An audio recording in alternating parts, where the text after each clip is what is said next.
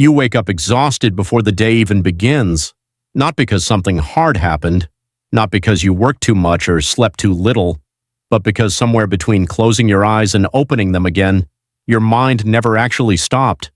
It was replaying conversations, rehearsing problems that haven't arrived yet, holding on to moments that ended hours ago, and by the time real life asks something of you, most of your energy is already gone, not spent on action, spent on noise. The Stoics understood something that most people spend their entire lives missing. Exhaustion rarely comes from reality. It comes from your relationship with reality, from the constant, automatic, unquestioned habit of attaching yourself to things you cannot control. Marcus Aurelius wrote, "You have power over your mind, not outside events." Simple words. But look at how most people actually live. They invest enormous energy outward, into other people's opinions, into outcomes they can't guarantee, into situations that have already passed. And in doing so, they lose control of the one thing that was always theirs, their own mind. This is why life begins to feel heavier than it truly is. It starts before anything even happens. A thought appears, quiet, almost unnoticed.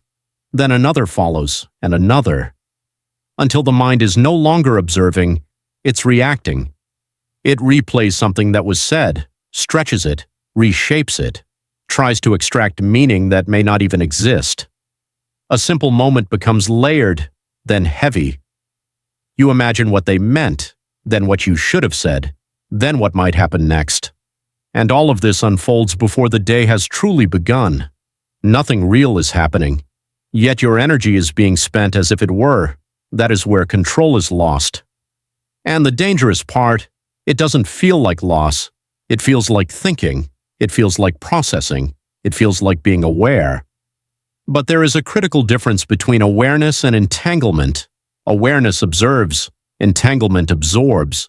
And once the mind starts absorbing everything it touches, it stops distinguishing between what is real and what is constructed. The body is still, but the mind is already exhausted. Epictetus taught that freedom begins the moment you separate what is within your power from what is not. Most people live in reverse. They try to control outcomes, control reactions, control how others see them, and they ignore the one thing that is actually within their reach, how they choose to engage with their own thoughts. Every opinion you form about something that doesn't affect you costs you something.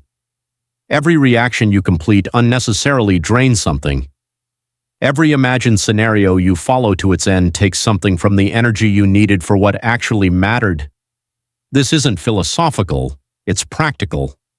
If your attention shifts with every passing thought, your actions will follow. You start something, then drift. You decide, then hesitate. You move forward, then second-guess yourself. It looks like a lack of discipline from the outside, but it isn't discipline that's missing, it's controlled attention. Seneca said it plainly. We suffer more often in imagination than in reality. That suffering isn't always loud, it's quiet, persistent, a background pressure that never fully lifts. It comes from thinking about what might happen, from replaying what already has, from attaching heavy meaning to things that were neutral to begin with. And because it happens internally, it's rarely questioned. It feels like part of being thoughtful, part of being responsible. But in truth, it is noise that has been given far too much importance. The mind, left without discipline, doesn't filter, it collects. It holds on to everything it encounters, especially anything with emotional charge, a look, a tone, a word choice. Each one becomes material for further thought, and the more it collects, the heavier everything becomes, not because the world is heavy, but because nothing is being released. So what changes this? Not force, not suppression, not trying to silence the mind. The shift begins with a single quiet skill, the ability to see a thought without becoming it, to notice the moment your mind starts building something that isn't actually happening, and in that moment to simply not follow it, not fight it, not analyze it, just let it pass without giving it your participation. This is what the Stoics called discipline, not loud, aggressive control, quiet, consistent restraint. the ability to let something move through your awareness without taking hold of it. At first, this feels unnatural. The habit of reaction has been built over years, reinforced thousands of times. It won't disappear overnight, but it can be interrupted. And each interruption, each moment you choose not to follow an unnecessary thought, weakens the pattern slightly. Over time, those small moments accumulate. The mind begins to change its expectations. It stops assuming that every thought must be followed, every emotion must be extended, every disruption must be carried forward. And as that assumption fades, something opens up. Space, clarity, a kind of mental lightness that isn't emptiness, it's order. Energy that was previously scattered across things that didn't matter is now available for the things that do.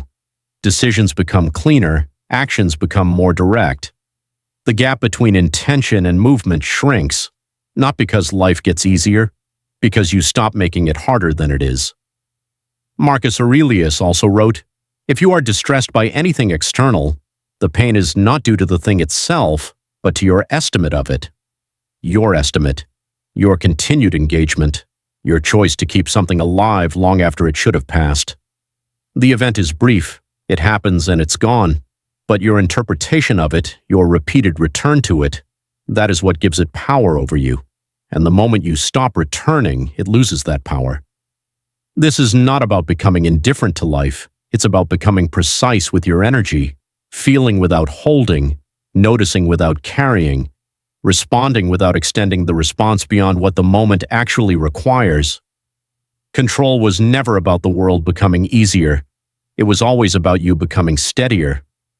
When the noise fades, when the unnecessary weight drops, when you stop investing in outcomes you cannot guarantee, what remains is something rare, clarity.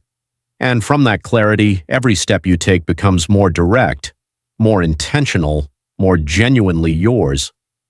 The mind doesn't arrive here by accident. It learns slowly, through repetition, through practice, through each quiet moment where you choose not to follow what isn't worth following. Start there. That's where everything changes.